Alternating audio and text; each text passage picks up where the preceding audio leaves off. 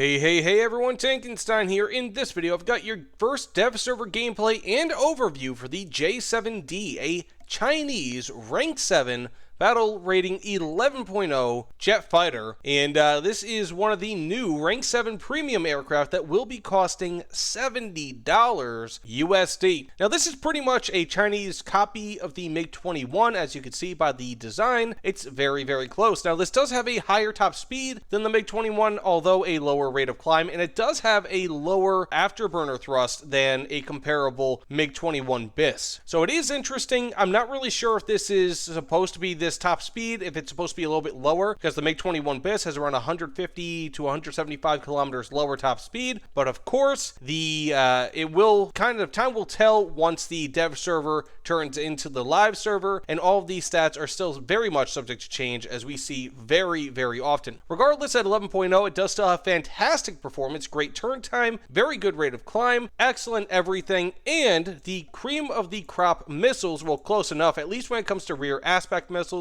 This does have the PL-7. Now these are pretty much Match Magic 2 copies, except they do not have all aspect. These are just rear aspect, but they do have the same exact TNT equivalent, same overload, and I believe the same top speed. So almost as good as a Match Magic 2, but not quite, because they are not all aspect. But overall, this should be a very capable fighter, and additionally, if you need a close air support aircraft in a pinch, they have excellent close air support options with great missiles and rockets and bombs rather, and they do have full ballistics computers for both. So this is a very good aircraft. Overall 11.0 BR. It's got everything that you need, but of course, with some aircraft having all aspect missiles, this does not have them, so you may be wanting more. That being said, let's get into a few matches here, see what we can do, and have a good time. So some things to note here as we are getting a little bit closer into the battle. Now this is more or less kind of like a Chinese MiG-21 equivalent. Now, because it doesn't have all aspect missiles, I'm not really sure. You know, I mean, like, maybe this should be a 10.7. It's a little bit tough to say. I mean, it's still a fantastic plane, don't get me wrong. But there are a lot of deficiencies with this that the MiG-21 BIS and the BIS style do not have. Now, you will be facing a lot of advanced planes like the F-14, as you can see here. Like the F-16, this is not going to be a match at all compared to them. The F-16, the F-14, the MiG-29, they are going to annihilate this plane in most circumstances. Of course, you could have something like that where the enemy simply does not pay attention. And the Match Magic 2 clones, the PL-2, are fantastic in that regard. But, of course, okay, nope. Of course, that could still happen. So that said, let's get into another match that's not in progress and see what we can do. Man, I don't know about you guys, but this is surreal. Seeing MiG-29s and an F-14 taking off in War Thunder. If you guys are like me, and you've been playing this game for probably about a decade, can you believe that? A decade. And, you know, I mean, I've been playing this game since before tanks.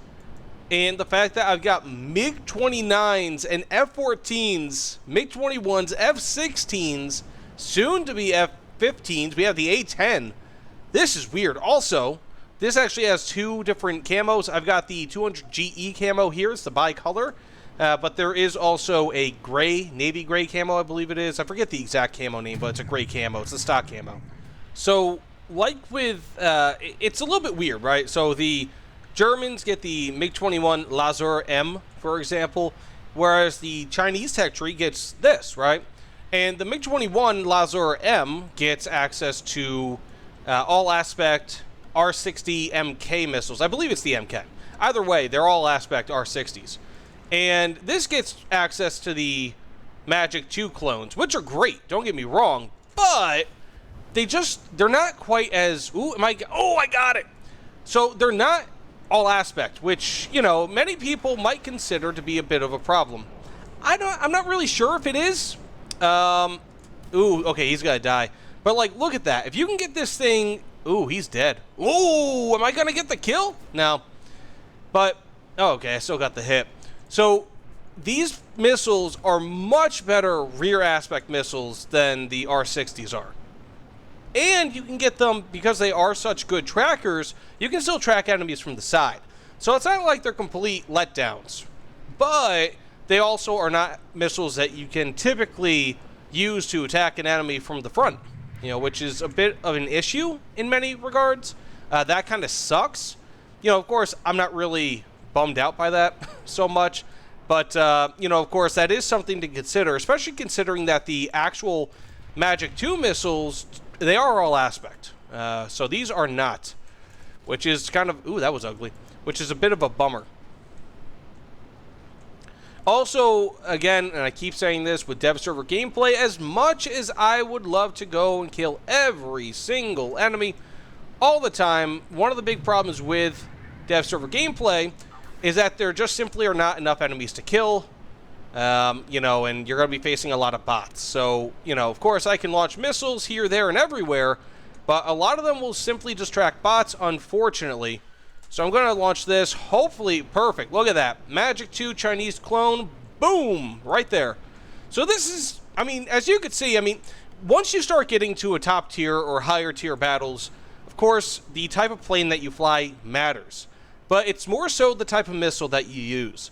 And so, for example, the A6E tram is awful. That is not a great flight platform in War Thunder, but it does have access to 4 AIM-9Ls. Plus, if you like them, it has those 20mm cannons.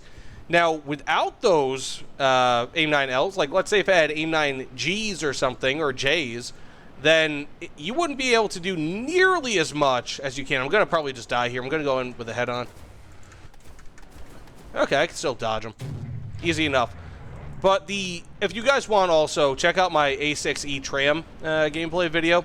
I do have that uploaded. But that airframe is not good. Meanwhile, you have an airframe like this. You can use the Magic 2 clones that are excellent, in my opinion. And we'll be able to do... Oh, really? You're not going to flare? Not going to flare? You can just do a tremendous amount of work with them. So, it's much more so about the type of missiles that you have at top tier rather than the airframe itself. But, of course, you want a competent airframe. And as far as competent airframes are concerned, the MiG-21 is no slouch. This is one of the best airframes in-game relative to whatever BRs they are because they're fast. For the most part, the higher BR ones have really, really nice acceleration, obviously great top speed. They're just fantastic overall aircraft and can even do some groundwork in a pinch. So just really, really nice overall. And they do have the benefit of having excellent missiles in this case, whereas something, again, like the tram simply does not. Or the tram does not have a great airframe, but rather has fantastic missiles. So that being said, I'm going to get into another match here. As you can see, it's kind of limited. I'm out of missiles right now. I think I went 3 for 4 with missiles. The first one, I still technically got a hit, but it was against an enemy player that was already dead.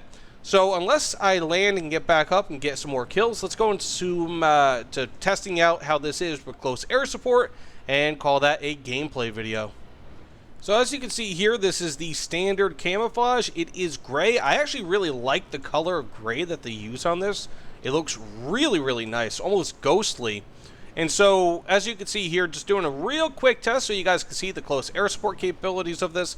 This pretty much has the Chinese equivalent of Zunis and also their 500 kilogram bomb. Now, the 500 kilogram bomb has excellent explosive filler content, something like 325 kilograms. That was ugly. 2 kills, though. Not bad. 2 kills, 2 launches. Not too shabby. But it's got something like 325 kilograms of explosive filler, and you can launch them individually. So as you can see here, and they do have ballistic computers, much like the rockets.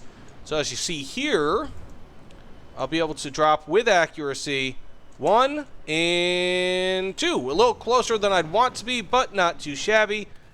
Bada bing, bada boom. Got 2 kills. Real easy. So, ultimately, this is actually quite capable when it comes to close air support, and these rockets are just phenomenally good. Not the greatest in game, but also by no means the worst, especially if you're going for lightly armored or unarmored ground targets. I got kills every single time I launched ordnance with this, albeit in a controlled environment, but still, if you see an enemy on the ground, these are not very difficult to get kills with. So that being said, let me know what you guys think in the comments below. Of course, please like, comment, subscribe if you would like more content like this. I plan on doing a few more videos when it comes to dev server gameplay. Let me know what sort of video and vehicle rather you guys want to see next. I'm thinking about doing the Magok 7C and also maybe the Kafir Canard. By the way, thanks again, and I will see you all on the other side. Take care, everyone.